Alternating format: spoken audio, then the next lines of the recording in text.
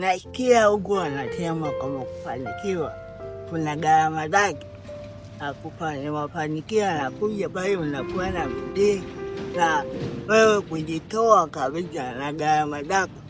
Lakini je, sio kila gharama unatakiwa uingie katika maisha yako na kuona ndio ambayo yanakufikisha kwenye mafanikio.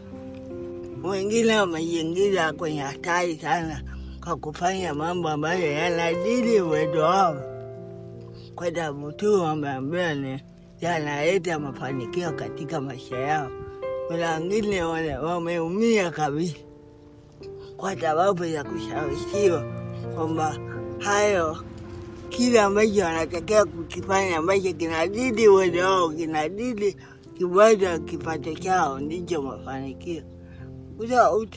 Jaribu kujiingiza kwenye gharama ambazo wewe huwezi katika haya maisha. Jaribu kujiingiza kwenye gharama ambazo wewe mwenyewe ukiziona na kujitafakari zinakutia ugumu sana katika maisha. Kwa hiyo inabidi utafakari sana kufanya mambo ambayo yako ndani ya uwezo wako.